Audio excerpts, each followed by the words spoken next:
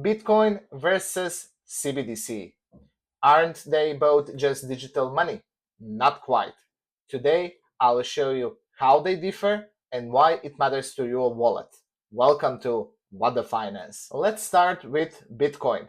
Bitcoin is a decentralized digital currency. That means no government, no bank, no company controls it. It runs on code secured by a global network of people.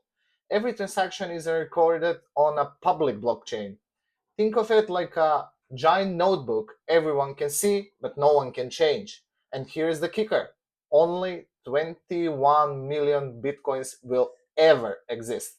That's why people call it digital gold. Not because it's shiny, but because it's scarce.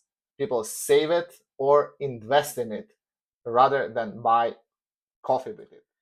Now, CBDCs are different. CBDC stands for Central Bank Digital Currency. It's digital money issued and controlled by a central bank.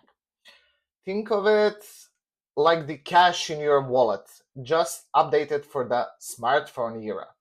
Countries are moving fast on CBDCs. The digital euro is in development. China is testing EU1, and dozens of others are exploring their own designs.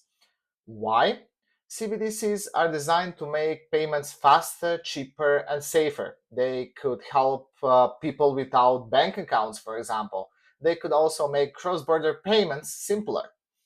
But unlike Bitcoin, CBDCs are fully integrated, or rather, they are designed to be fully integrated inside the financial system and 100% managed by public institutions. So, side by side, here's the breakdown. Control: Bitcoin, no one. CBDCs, central banks. Supply: for Bitcoin, it's a fixed supply. For CBDCs, it's adjustable depending on the monetary policy. Privacy: Bitcoin is pseudo-anonymous. CBDCs are traceable. Purpose: Bitcoin is a digital gold. CBDCs are for daily payments. Trust: Bitcoin in tech. CBDCs in institutions. So, why should you care? Both are digital, both are money, but they are built for totally different reasons. Bitcoin is about stepping outside the system. CBDCs are about modernizing the system from within.